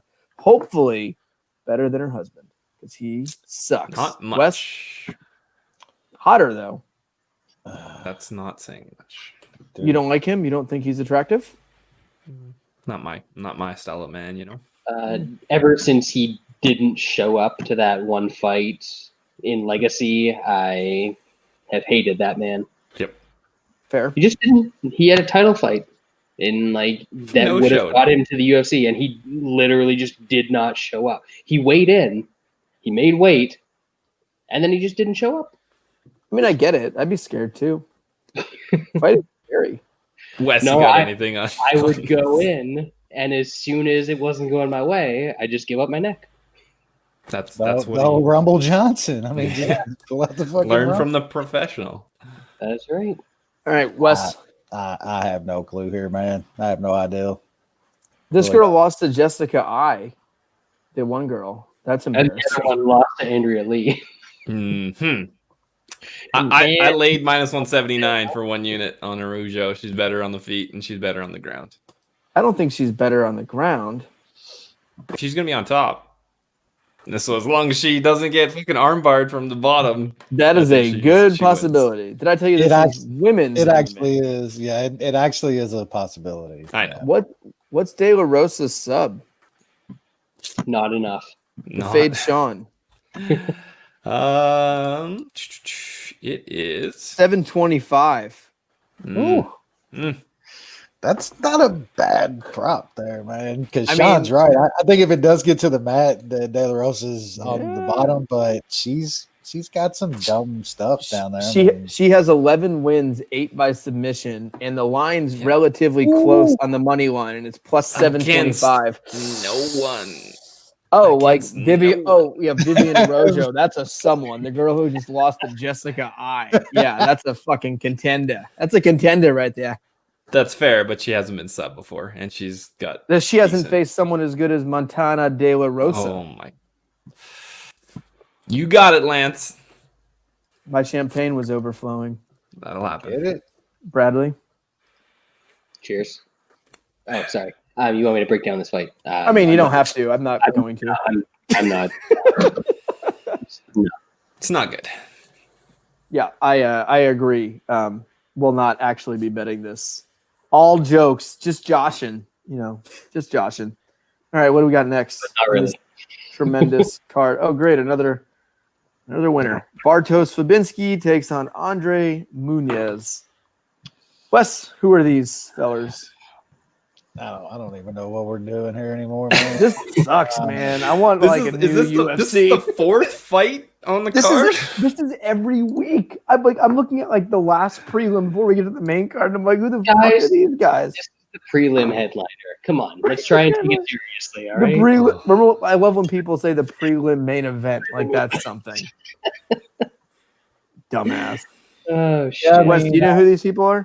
Yeah, I mean, Muniz looked decent in his contender series fight, but then it seemed like his last time out, he just kind of fought kind of safe and shitty in his first UFC fight. Maybe it's first UFC fight. Who fucking knows? Fabiński seems like a tough out, man. He was pretty tough against Darren Stewart, but I mean, he got choked out in the first round by fucking Wild Man. Tractor. Yeah, so I mean, I don't know, man. I don't see. I like Fabiński here. I just think he's a grittier, tougher dude that can get a decision, but I can't lay juice on him in this fight. I'm going to pick him. No bet. Don't like anything. You, Shaun? Got nothing. I don't really remember this guy's fights, both in the UFC and on Contender Series. Fabiński has decent cardio, as we saw in the Stewart fight, so I'll pick him, but don't give a shit about this fight. Brad, anything? I'm actually pretty confident in Soda Popinski here. I think like against guys who can't wrestle, and he's facing a Brazilian who likes to go to his back and go for arm bars and go for guillotines and all that sort of shit. He gets a lot of takedowns, and he is pretty decent at holding guys down. You know, he's kind of a big, strong guy. I wouldn't say he's a good wrestler, but he's big and he's strong and he is a guy. So he checks those three boxes, and I just think he's going to get a lot of takedowns. He's going to be on top for a lot of this fight, and he's going to win a dreadful, boring decision. And the price is still real close on this. So, yeah, give me some fabulous Bartinski here. And I actually played that a little bit already at -145. Crept up a little bit, but if you look at decision props and stuff, you're not getting a great price. So maybe I'll throw him in a parlay with somebody else. Yeah, I always find it interesting when I see a matchup like this, and I've never heard of the guy, Bartosz Fabiński. And then I look him up, and I know for a fact, 100% certainty, that I have seen this guy fight multiple times. 46 minutes. I have watched this guy fight for 46 minutes, and I have no recollection of a single one of said minutes. That is almost impressive to be that boring. And I think it's always random Eastern European fellas. I just put them into one big bowl, and I just don't remember any of them. You just pick one out, you put him in the cage, more than likely against a Brazilian who has submission but likes to butt scoot. It's really just the same thing over and over and over again. This Bartosz fella from some sure dog capping looks like he sometimes gets choked unconscious. The Brazilian fella looks like he likes to choke people unconscious. So there's my pick. No bet here. All right, let's move on to the. Before we go to the main card, we've got Kelleher. We got Boom Boom on this card. On the prelims as well. No, he's on the main card, sir. He's on the main card. Hey, Brad, stay in your fucking lane. No, I refuse. Wait, so is the main card longer than the prelims on this one? Yes, it's a 6-fight main card. For fuck's sake. You know, it's been really good recently with not having 6-fight main cards. Yeah. But the card is early, so it'll still be over pretty early. Oh, I'll be at East Coast time, I think. God, I hope so. I think I'm going to be in the worst time zone. Yep. Where are you going? I'll be in the Blue Ridge Mountains. Okay. It's in Georgia. Ooh, sorry. So it's kind of it's in the middle of the mountains. So if you have like here's the Blue Ridge Mountains. You got like, Atlanta, Chattanooga, and then like Asheville. It's like right in the middle of those places. Why in that little drawing was Atlanta more south than Chattanooga? So I was looking at this. I was kind of, just doing things. I was more showing the diagram of geography. They don't take geography down there. Gotcha. I was using my hand of a map. But my hand wasn't directionally correct. So I could move. Was I really that off? It was pretty bad. I think it was good. I was just, my wife is from. Have you guys ever met anyone from Michigan? Yes. Before? Yes. So I've been eating ass in that parking lot for years. Yes. So anytime you meet someone from Michigan and you ask them where they're from, they point to some place in their hand. A tradition like no other. Did you know that? Have you seen this? Does Michigan look like a fucking hand? Why do they do that? Because it's a mitten. Michigan's a mitten. There you go. Learn something new every day. So what did I do wrong, Brad? What did you say I did wrong? I feel like I nailed it. I said Chattanooga, Atlanta. I feel like I did good. Where'd I mess up? I need some replay. You're fine. No, I said Chattanooga and then Atlanta, and then I put Asheville over here, and then Blue Ridge in the middle. You were all over the place. I feel like it was. I'm gonna watch the replay. Oh shit! I had Atlanta down. Lance doesn't like to be. Lance doesn't like to be corrected. I had Atlanta in the old gully. He'll go to his death. All right. I guess we are moving on here to the main card. What a card! Thiago Moisés taking on Jalen Turner. Wesley. Yeah, I think we've got a little some dissension. Yeah, a little dissension on this fight here. I like Moisés, man. I think Jalen Turner's just a little bit overrated here, dude. The man's lost every step up fight that he's had so far. I mean, seriously, name me somebody of the caliber that yeah, that guy beat coconut bombs, man. He's decent. I mean, like we just talked about earlier. And I mean, like Moisés is going against guys like Ismagulov and stuff who legitimate losing to Dariush and is in there all in those fights. I mean, I just don't see Turner catching Moisés with something on the feet. Maybe he's a slightly better striker because of his length and stuff. I just don't know if he uses it that well yet. This gets to the mat at any point, which I think it's going to. I don't think Jalen Turner has the best takedown defense. It's a wrap. Like he's in some fucking trouble. This is different levels on the mat here. So Moisés gets us down, and I think he gets a sub personally. And I like him as a bet here. It's one of my favorite spots on the card. New Shaun. Wes, you seem more confident in your pick than I am in my pick. Yeah, I agree as well. I know Jalen Turner hasn't beat anybody good yet. I mean, you got to write off Luque. Some guys. I know, but fair enough. Luque destroyed him. Luque is a top 10 fighter. The Frivola fight. What's that? Luque is a bigger weight class as well, so you got that going for you. Yeah. So I mean, I don't know. That Frivola fight, he kind of got exposed. I think if it does stay on the feet, I think this is a fairly close fight. Moisés was getting lit up by Michael Johnson, who's pretty fucking washed. He was getting lit up by Ismagulov, who's not the greatest striker. Way better than Jalen Turner, though. Come on. I mean, we're gonna find out. Turner's got power. He does have power. He does have power. He knocked out Porter. I mean, that's like it. That's like he's got power.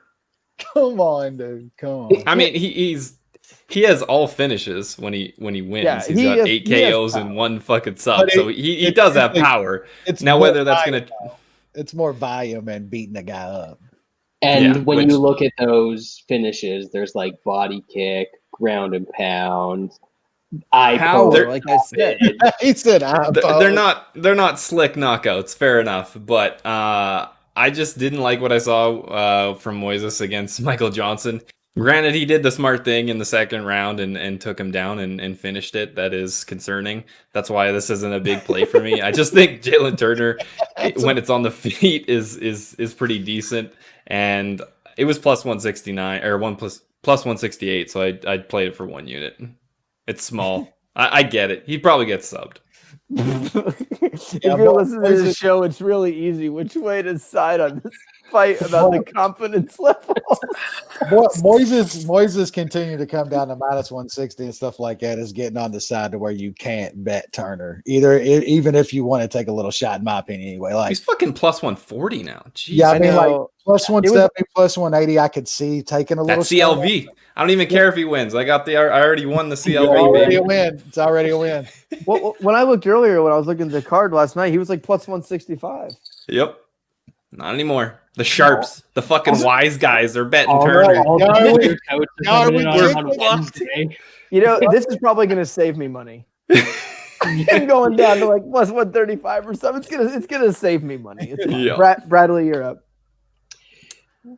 People want to act like Jalen Turner is some sort of prospect because he's 25 and tall. That reach too. Like, I get it. He's tall. I think he might have one of those too. He fights like he's got one of the high life minutes. No, that's how he fights. I haven't seen anything good out of him. He's looked all right against a couple terrible fighters, and he's looked bad against anything better than a terrible fighter. And not just in the UFC, going back throughout his career. And he's fighting a guy who isn't a terrible fighter. Thiago Moisés is the same age as this guy. So if you want to talk about prospect, resume, you talk about the guy who's the same age, who has more skills in more places. And I guess because he's not 6'3", skin and bones, lightweight, for some reason that means he's not the prospect here. But man, this is getting down to a silly price to me, because Thiago Moisés has a huge advantage on the mat in this. And honestly, yeah, he ate some shots against Michael Johnson, but Michael Johnson's a good boxer. Like, as much as we know that he's not, he's not a good fighter and he's not a top level fighter, he's still a good boxer. I bet on him in that fight. Even though he is like getting shot, he's still a really, really good boxer. Like Brad said, no average stand-up guy is still gonna stand with Michael Johnson. You know, he's an idiot, complete moron, one of the dumbest people I've ever lived. Like, he's lost to Benny, he's lost to Ismagulov, and he's beat Kurt Holobaugh and Michael Johnson in the UFC. Those are all four of those guys are miles ahead of anyone that Jalen Turner has ever fought. So I think this is like a pretty big difference in levels between these two guys. And I was going to parlay Moisés in this one, but man, if this keeps creeping down, I might just end up playing him straight, because Jalen Turner he's tall. He's not good. As Shaun knows from years and years of life experience, being tall does not mean you're good at things. I'm just, I am though, so it's all good. I have a low center of gravity. I loved wrestling tall guys. It was perfect. Right? That's I pick my spots. Imagine I'm not gonna wrestle. Fuck that. Like, there's so many limbs that he's going to be able to rip off in this fight. It's wonderful. It's funny. I always laugh at the UFC commentating of the non-wrestlers trying to break down MMA fights. And they're like, those tall guys, they're so hard to take down because they can leverage. They can spread their legs. And then what are you going to do if they're doing a split? How are you going to take them down? In reality, if you're a short guy and you were facing a tall guy, you don't have to set your shots up. You fucking shoot. You're already in on the waist. Yeah, you don't have to change levels because you're already on the right level. Like tall guys were the only guys I would ever even think about shooting a single. I was like, they're so fucking unathletic. Just give me this leg here, and like everyone else, I was shooting like high crotches and doubles. Like, well, let's face the tall guy. I was like, just give me your limb. Like you're a goofy asshole. You're not as strong as me because you're all fucking skin and bones. So good. Yeah, I when I was looking at the fights last night, I saw Turner plus 165. I wrote it down. I don't bet on fights till Thursday or Friday, but I think Turner's dangerous. I don't think Moisés is a very good striker. I think he has pretty good finishing ability on the ground, obviously. I think people are overreacting a little bit about catching Michael Johnson in a sub when Michael Johnson talked earlier. Some guys know how to win. Some guys know how to lose. Michael Johnson is more talented than almost every single fighter he faces. Finds a way. So I'm not overly sold on Moisés. I think the range of Turner can give him a little bit of problems. Moisés isn't a great striker. The tall guy defense and, all of that comes into play with guys I think that are better strikers than Moisés. I don't think Moisés is a great striker. I think he has to get this fight to the ground. And I think it's a 50-50 shot whether he can get this to the ground or not. On the feet, I think he gets beat up. I think Turner's dangerous, but I'm not overly confident in this one. At plus 165, I thought it was a must bet. At plus 135, plus 140, whatever it is, I don't know if it's as much as a must bet. So undecided if I will play this yet. Yeah, I think we kind of saw close to like Furvola what he could do to Turner, and this is a better Furvola. Like it's I think he's a worse wrestler. Shit. I think he's a worse wrestler and takedown guy than Furvola. I think he's got better jiu. Yeah. Which would you rather the better wrestler? Because if you can't get it down, I don't give a fuck about your jiu. I just need one. Furvola got it down pretty easily. So. Yeah, I just need one. That's a rock and roll Furvola you're talking about. All right, let's move on now to the next fight. We took too long on that one. Let's go to Brian Boom Boom Kelleher versus Kevin. Is it Natividad? Why is there a T in there? Shouldn't it just be Natividad? It's confusing. Anyway, Wes, good prospect though. Yeah, I think he looks like it. Yeah, I think he looks like it. This is gonna be one of those fights where you're gonna see if he's still that LFA level or whatever. I don't know. I guess you can't say UFC level anymore. Fuck, what does that even mean? But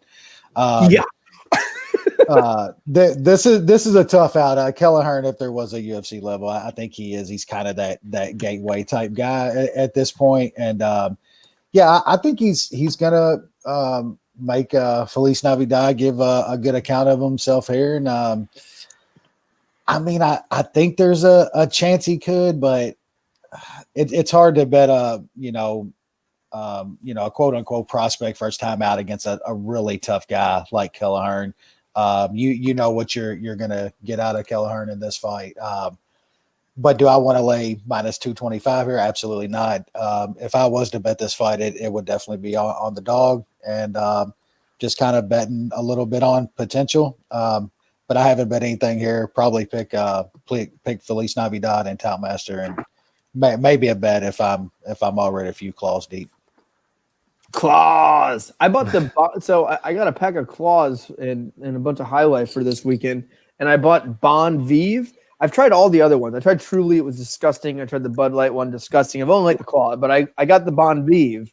So Wes, I will give you a breakdown next week. They had cranberry in there. What's tougher than a cranberry seltzer water? I mean, take my shirt off, walk down the block. Who's going to come at that? I mean, you might as well have your dick out while you're drinking that thing. You got to be tough if you're rocking cranberry seltzers. New Shaun. I'll be honest. I've never seen Feliz Navidad fight before, even though he's fought in LFA. Doing some sure dog capping. The last two wins that he has, the last guy he beat is 2-3 in his last 5. The guy before that is 0-5 in his last 5 MMA fights. Is that good? That doesn't seem that great, but like I said, I haven't watched him fight. I would not lay minus 200 on Kelleher, just because he does do some things right. He's got a pretty good motor, but he gets hit a lot, and so I'll pick him. but I'm not laying minus 200 on Kelleher. Man, Bradley. I actually, if you couldn't tell by the name, I kind of like Felice Natividad on this one. Shit. The very worrying thing in this, Jesus. and obviously he's an underdog for a reason, is that his one loss was like a left hook that landed kind of weird on him 9 seconds into a fight, and he got knocked out. And Kelleher won his last fight with a pretty massive left hook. So I could see that happening and could see Kelleher getting another knockout here. But this is one of those dudes that I was talking about earlier that throws those shitty fucking calf kicks. And I think he's going to land a bunch of them early on Kelleher. And Kelleher's probably going to be pretty useless after that. He's always willing to drop to his back for a guillotine and lose rounds and that sort of stuff. So I think that Natividad, he's a good athlete, definitely a better athlete than Kelleher. He fought a little while ago. I think he fought in July, and this is up at featherweight anyway, so he doesn't have to worry about a big weight cut. So I think the cardio is going to be there for him. He's not going to gas like Hunter Azure did against Kelleher. So I think that he's probably going to win this bout on the feet. And yeah, I'll take Natividad taking a decision, but I'll just play him straight up at plus 180. Yeah, I don't like a side in this one, but I do like the under. I feel like Kelleher's fights either go one way or the other. It seems like he's either getting just absolutely blasted or he's finishing the fight in a lot of cases. And I think with him, I think he would get beat up on the feet if this fight stayed standing. I think, the calf kicks, Brad. But I think I think Felice is Felice Natividad. Is that what we're calling him? But I think he's actually pretty decent in the feet. I've seen LFA is really the only other org I watch of the regional circuit. And I don't think he's that bad. I think he's got some good hands, some good kicks. And I think he can give Kelleher a good bit on the feet and possibly catch him. And I think if this fight goes to the ground, Kelleher's just always dangerous with that guillotine. And, in MMA, you don't want to really rely on a guy that just has a guillotine, but his guillotine's nasty and people just seem to run into it. And I think he's got some good chokes. His power seems to be improving. We saw in that last fight. I know Azure was gassed, but I think this fight's going to get finished. So playing the under 2.5 minus 120 here. 2 fights ago, because he lost to Stamen in his last fight. That's right, the boring guy. Yeah. God, it's kind of crazy. Boring. Like he's fighting at quite the clip. I know he's giving Cyphers a run for her money. Yeah, I like him. I like Boom Boom here. Absolutely. I mean, my gut says here he grabs a neck. I don't know what him by sub is. Probably not great. My gut says Natividad by decision at plus 500. I know you like the under, but Boom Boom sub plus 335. Not high enough. Not terrible. Not high What's enough. Boom Boom by knockout?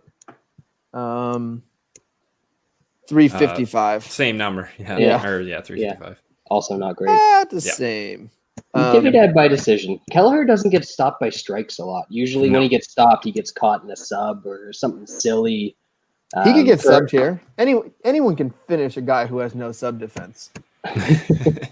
Anyone. MMA, that kind of stuff, like he hurts him, he hits him with a leg kick, drops him or whatever, hits him in the face, drops him.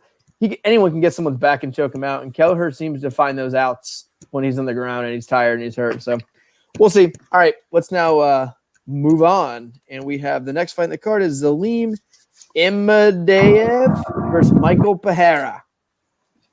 Wes? Michel. No, it's the Michael. Demolador. This is America. It's Michelle. Yeah, this fight should be just absolutely fucking crazy. Yeah, I don't know. I think it should be, but there's a chance that I think our boy Michel here needs a win in this fight. And Look, it's hard to lay money on this guy. I made a good grip on our boy fucking Bush Brain Diego last time out against him, which was absolutely beautiful.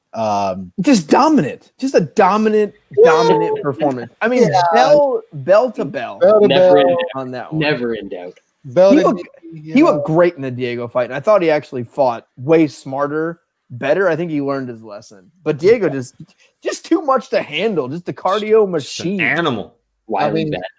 You win fights in this business how you win them. Some guys know how to win, some guys know how to lose. Absolutely. Anthony Smith, we're looking at you, dog. We're looking at you.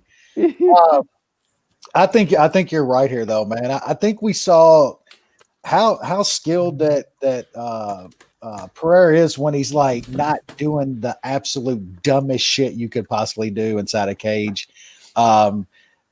Just the cardio matters at this level and shit. And there's no reason to be fucking jumping off the cage and doing all that dumb shit. And when he didn't do as much of that, he looked really good. And I think he's going to look good in this fight, man. I know it's hard to trust this guy, but if we get that slightly toned down version of him, I think he's way better than this guy, man. I mean, this dude just got completely obliterated by Danny fucking Roberts, man. I think Michel could knock this guy out if he stays inside himself and fights, somewhat of a smart fight. I don't think that's going to be the total case here. That guy's brain I don't think is wired that way. He's going to go dumb shit. Eventually, you just got to hope it's not too far dumb shit. So yeah, I like him here. I think he gets a win here. Not as much as I like a couple other spots, but I'm going to bet him small. And I kind of think the over. I think the over is a decent look. I believe it's came minus down 150. Yeah, it was it a little better than that? Maybe I missed it. Not for long, no. All right. Yeah, I was kind of looking at that. It's gotten a little up there now, but I could see this going a couple rounds. I think this might get into the third, but yeah, Michel's going to be a bet for me, and might look at the over if the line gets a little better. You, Shaun? I'll make it quick. I'll pick Pereira, but at this point, with the shit that he pulls in the cage, I can't trust him. And it is dicey with the cardio and stuff like that. I don't think Imadaev is that good, and this seems like a fairly good stylistic matchup for him. It should be on the feet, but I'll pass. I'm just gonna pick him, and we'll see if he can keep his shit together for a full fight. He still did dumb shit in the one looked good. I know. Yeah, I know. Until the knee, he looked phenomenal. Hey, baby steps, right? Yeah. He had the Connolly fight. He blew his load on the way to the cage. Diego fight, he was great for a while until he decided just to knee a downed opponent and lose the fight. Now we eliminate the illegal shots. We eliminate the pre-fight antics. We got a real fighter. Ready to roll, baby. Yeah, it's not a good fight. I don't know why this is on the main card over some of the other stuff. You know why. Look at the prelims. Yeah, that's true. This could be this fight should be higher up on the card. The Demolidor seems like the type of guy that he finishes all these dudes real quick on the regional scene. The guys that are like 0-2 and 1-1 and that sort of stuff. And then once he gets to real fighters, he can't put them away super quick and has a little bit of a struggle with them. So I kind of like the thought of over 1.5 in this, because I think he ends up just like outlasting this terrible Russian and getting on top at some points and winning a decision. And it's not a pretty fight for the last 7.5 minutes. But as long as it gets past that first 7.5, I'm kind of okay with it. But I think that Pereira ends up winning a decision in this one. As ugly as that sounds, I think it'll be even uglier to watch. But that's how I think it goes. Yeah, I like Pereira here quite a bit, actually. I think he's just way better. I just think he's just way, way better. I think if he takes us to the ground, he's much, much better. If anyone's taking this to the ground, weirdly enough, I think that's him, and he can get on top, and I think he can do some damage. But I don't think he's going to need to. I think his striking is just way better. And since this guy, outside of the dumb shit, he's looked okay. Like if you take the moments from like the early Danny Roberts fights, Connolly fight, you almost have to throw out just because how dumb that guy is. And then Diego fight, I thought he looked really good for a couple rounds in a fight that I think a lot of people thought Diego were going to give him some issues and some trouble. There was nothing there. And I think he's going to run right through him. I think him being an underdog in this fight is very strange. This dude just got blown out of the water by Danny Roberts. What makes you think Pereira is not going to just take him out quickly? I don't think, I understand Brad saying it could go to the over. I understand people thinking this could go longer. I don't think that's this guy. I just don't. I think he's going to run out right away, land something big, and put him out. So I like Pereira here. All right, let's move on now. We're skipping this next one, right? You guys have a bet on it? I put a unit on Eubanks at plus 131 because there's nothing to bet on this fight card. She's gonna win, and if it's plus money, you should probably take a little bit of it. Yep. Really? Isn't she terrible? She's better than this chick, and she can lay on top of her for 15 minutes easily. I don't remember. I don't know who this other lady is. She beat two very terrible people in the UFC, and you can't remember it because they were. Because I don't remember anything about women's fighting or Europeans, Eastern. I know Eubanks lost against Becci, which is fucking bad. Did she really? Yeah, I mean it probably could have been a draw, but yeah, I don't get the Rosa hype. I was able to get a decent plus money, so I just played it small. I really don't like this card for betting much. Yeah, I'm not gonna do that. I think Brad died. We just got a couch and a pillow. That's fine. It might be a casting couch, and we might be in luck for some shenanigans soon. There you go. All right, let's now move on to the co-main event of the evening, which was supposed to be a few weeks ago, but COVID-19 heard. Let's move on. So Alonzo Menifield taking on Ovens St. Preux, who is coming back down to 205 after unsuccessfully entering the heavyweight division against waste of time. That made no sense. Ovens St. Preux isn't even like a gigantic 205. Didn't understand it. Anyway, Wes, break her down. Off. Yeah, I mean, I haven't bet anything on this one yet, but I just kind of look at it. I think Menifield gets off with something. I know we talked about a little before the show that Osp doesn't he doesn't get knocked out or anything. I think it's more going to be he's going to get tagged and hurt. Like he hasn't been clean knocked out, but he's been hurt quite a bit over the past few years. Now, with that said, if Menifield doesn't get him out of there fairly quick, I think Menifield's probably going to get choked out by something. Preux. That's probably the something. There's really only one outcome. Yeah, I mean there's two, right? You like the other one, and I think that's it though. If Menifield doesn't catch him and just put some volume on him and get the fight stopped pretty early, he's gonna get tired by the second round, and I think OSP is gonna look to get him to the mat and lay some ground and pound on him or get that choke. So. I haven't bet anything yet, man. I want to bet Menifield. I think Menifield does get a stop. I think OSP's got some miles. Like I said, he hasn't been like clean knocked out a bunch, but he's been in some fights, man. He's taken some damage. He's been hurt a few times. 37 now. But yeah, if he doesn't, OSP's going to get a choke. But I'm going to pick Menifield by KO. New Shaun, do you know where the 1972 Olympics were held? But you're going to tell me. You can keep it to yourself. You're going to tell me after I break down this card. Yeah, that's fair. I got a 1 unit play on off at plus 115.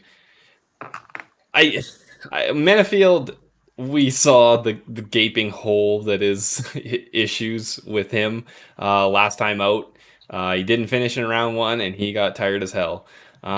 Maybe he can shore that up a tiny bit.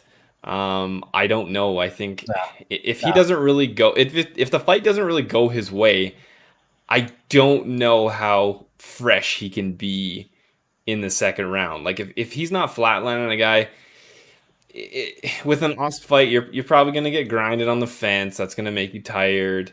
He'll make you chase you a bit, and Osp has a really weird style that confuses a lot of people. There is that chance that Menifield catches him. I mean, he has caught a lot of people. He does have big power.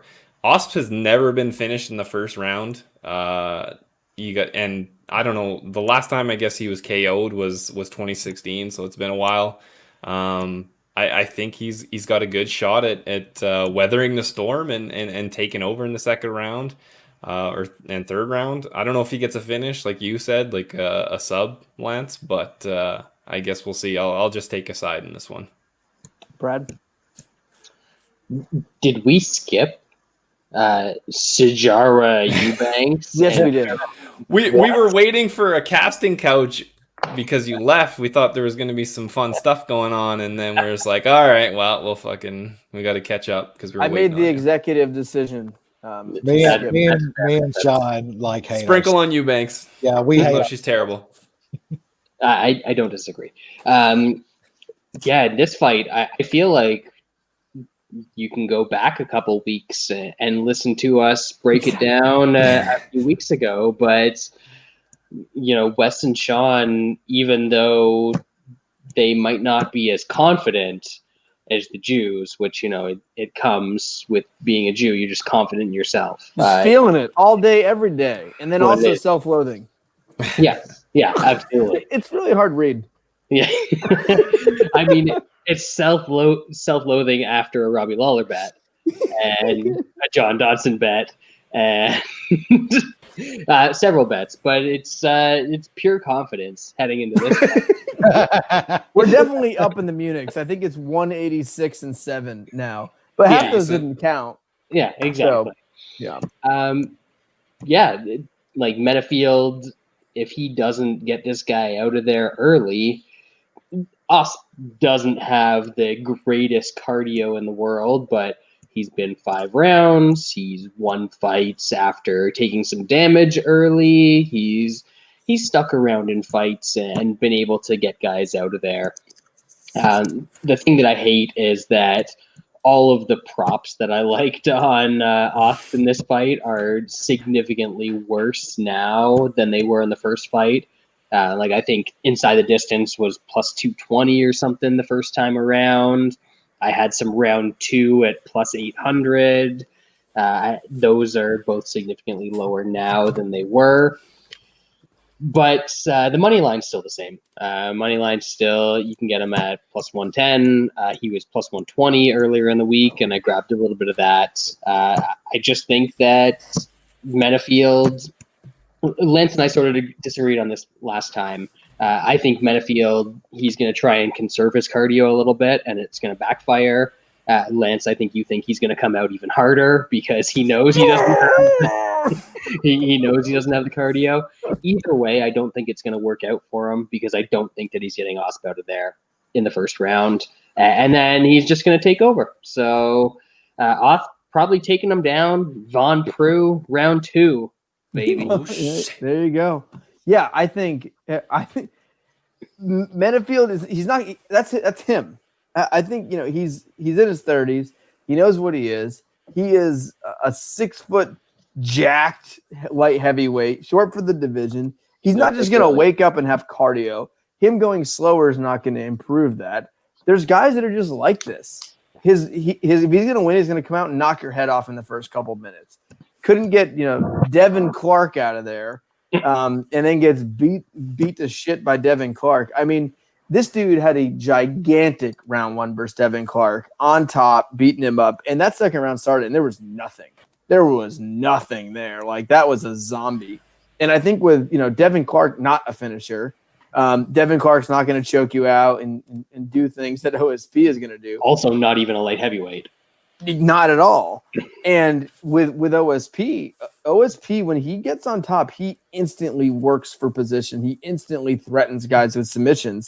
And a gassed out Menifield is not going to like that Von Preux choke. And I just think OSP is the better fighter.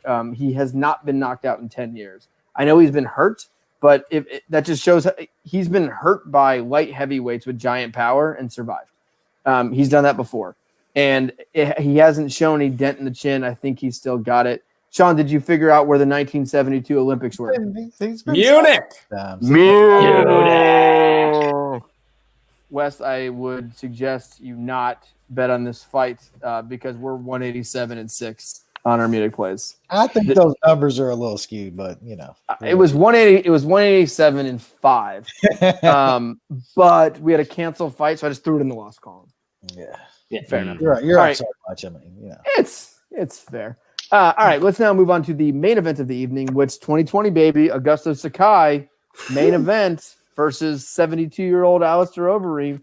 Guys, I thought we said we weren't going to break down any more Bellator cards. People banging on the door to fight in 2020. People want in the apex. So that's why we got Augusto Sakai in the main event here. Wesley? Yeah, I don't know, man. I might just be completely missing something here. It's just one of those spots for me. I'm gonna win a little bit of money here or lose quite a bit on Reem here. I don't get this line whatsoever. I know Reem's getting a little older, but man, it's still heavyweights, and he's still one of the best heavyweights in the world. I mean, the power's still there. Well-rounded everywhere. I mean, he gets on top of you on the mat, you're a fucking dead man. I mean, we saw that last time out. I mean, we can go back to the Rosenstruck fight. I mean, I think that tells a lot about this fight. Rosenstruck is a way better kickboxer than Sakai. He's got way more power than Sakai.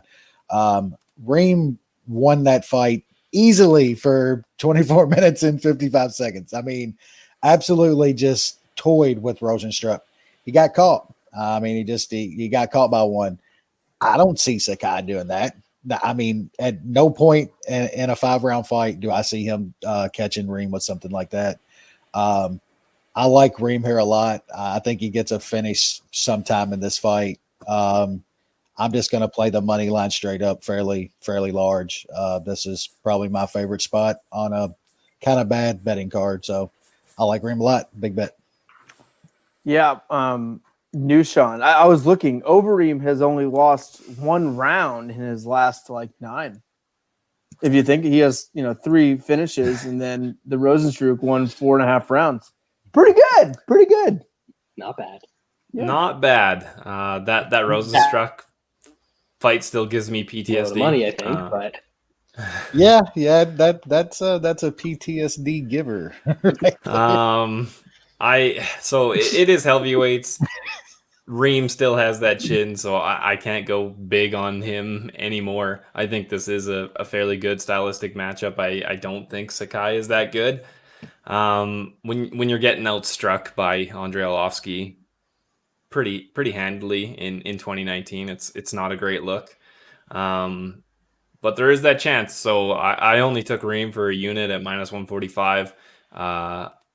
This is 5 rounds. I think if Sakai doesn't get him out early, Sakai's gonna fade pretty hard. But there is always that chance at heavyweights, so I can't go big on it. Man, Reem is just 40. That's actually saying a lot. He might be 60 in fight years. Fight years, he's considering those 80. knockouts he took in his 20s. When Reem loses, he dies. But it's dies in the cage. But it's like one of those things with heavyweights for some reason, like Arlovski did and shit. Like for some reason, their chin regenerates, like when they hit 40 or something. And I'm just saying, man. But there's not many guys in the heavyweight division that's still in the shape and shit Reem is, man. I think that means he's not a big fat tub of fucking slob. He's gonna go 25 minutes. Let's see. Yeah, especially with the way I think this fight's gonna play out. I think he'll definitely have the cardio edge. Sakai is a giant fat piece of human waste. Yep. And I'm embarrassed that Heavyweight people are Tony going to watch him fight. In a main event. Bradley, I'm assuming I know where your head's at on this one. Yeah, I don't understand the line here. Sakai sucks. He's always sucked. He fought a bunch of trash bags and then went over to Bellator and fought a bunch more trash bags. This dude went to a draw with Dan Charles. Like, that dude sucks. And then he lost to Czech Congo. And then he disappeared over to Brazil, came into the UFC, should have lost to Andrei Arlovsky. I don't know anybody that thinks that Sakai won that fight. And somehow Arlovsky, who gets a bunch of terrible cards that he doesn't deserve getting, didn't get them in that fight. And then, yeah, he just, like, if this fight is at range, Overeem is a way better striker. If this fight is in the clinch, Overeem is stronger. He's going to fuck this dude up with knees. If this goes to the ground, it's going to be Overeem taking him down and being on top of him. We've seen recently that Overeem has the cardio to go 25 minutes. There's no way this fat man baby has 25 minutes worth of cardio. So I just don't, like, maybe he gets caught by a guy who doesn't have a ton of power. Maybe that happens, but we're getting a silly price on Overeem based on every single facet of this matchup. So I already took it at -145. I'm surprised that it's still there. I don't get that. I think people are sort of seeing the line and thinking about the Rosenstruck fight and getting flashbacks. I just don't see that happening in this one. I think there's a big difference between Rosenstruck and Augusto fucking Sakai. So I'm all over. I might get Rosenstruck again in this one. Maybe. I thought there was a chance in the Rosenstruck fight, and that's why I bet. Of course, Struck in that fight. I don't think that chance is in this fight. I don't see it. Yeah, I mean, I'm with you guys. I like Reem. I'm betting Reem. Probably end up parlaying unless the line goes in a little bit more. But there's always a chance with a 40-year-old Alistair Overeem who's been knocked out so violently so many times. Overeem has been knocked out now 14 times. And I know he's had a million fights, and I know he's fought the best of the best, but he's been knocked out 14 times. That's a lot of times. And I know Sakai is a fat piece of garbage. I know he's not a guy with massive power, but he lands anyone at that weight can land a big shot and put a guy out. And that's why I think the line is what it is. With that said, I think there's still tremendous value in Overeem. I think take out the lucky shot and Overeem dominates this fight. But the lucky shot has a better chance than most of the time. Because that lucky shot is a 260-pound guy punching a guy who's been knocked out 14 times. So I'm not as confident, I would say, as you guys. I will be betting Overeem. Overeem's also one of those guys I basically bet on every time he fights. He's on the list. Watched up bets I like to bet on. Yeah, he's so strong. Remember when he was like the demolition man and he was actually jacked and roided out? Overeem, yeah. There wasn't a scarier man walking the planet at that time. Well, I remember before he got in the UFC, I kept when people, like, everyone knew I was a big MMA fan, and that's when even less people were MMA fans. And they were like, who's the best heavyweight fighter in the world? And I was like, Alistair Overeem. Fuck you, what are you talking about? It's Overeem. They'd be like, who the fuck is Alistair Overeem? I just go to the old Google machine. Yeah. They'd be like, oh my God. Like, holy shit. And then he came over and just annihilated Brock. Yeah. Lesnar, yeah. So good. Man, USADA ruined this sport. Yep. Steroids didn't ruin this sport. USADA ruined this sport. Absolutely. I want TRT back, baby. Go watch some of Reem's K1 Grand Prix fucking runs, and that you will say, man, like them banning steroids completely ruined fighting. Dude, remember him killing guys on like Dynamite cards on New Year's Eve and shit? Yeah, Yep. I mean, I love steroids in all sports. Yeah. I mean, name a sport that steroids doesn't make better. Baseball? I want to see peak Sosa, performance. McGuire, like Peak Yep. performance. yes, exactly. Yeah. I want steroids. I love wonder what steroids. the human body is All- capable of. Yeah, I want all sports to use just heavy Heavy steroids. doses. Yeah, I mean, what's the big deal? Like, who gives a fuck? It's so Not stupid. me. I mean, Not we, me. we take advantage of every technological and scientific breakthrough known to man in every avenue of our life, right? Like, if I told you if you take this pill, you'll be bigger, stronger, faster. Who's not doing that? Who is not doing? I'm already big, strong, and fast enough, Lance. If I tell you there's a robot who's gonna, control every aspect of your life and make your life easier, boom, sign it up. If I tell you we get guys kicking each other's fucking heads off because steroids are so awesome, like sign me up. If I get to see 500-foot bombs and dudes hitting 73 bombs, check, right? Like steroids, baby. Like bring that shit back. But yeah, I do If like only. Reem here. Fun show tonight because Jay wasn't here. Really appreciate all you More guys. thumbs down. Yeah, like boo. Jay's literally like our boy Steve said. He's got like his fucking nerd group on fucking the Facebook. Got him coming, linking them. Give them a thumbs down. So I think this is the third in 4 weeks I've hosted, I believe now. I mean, I think I'm in. I think Jay's back. out. We're back. We back, We're back, baby. baby. We did it. Yeah, I mean, You've shown we did it, that Mama, we you back. show up, Lance. You've shown that you show up. You're in the spot. I haven't missed the show, and so even last week I was late to the show, and I said I couldn't join, but I still joined as soon as I Still could. showed up. That Yeah. old Lance doesn't show up. New Lance. No, is there. I want to say I've only missed one card in the last 3-4 months. I'm just saying. Jay's missed countless cards. I can't even count that high. Excuse for missing this show is that he's moving. Who else? Last week, Who else has been in the process of moving? And I still made it. the Jews are taking over.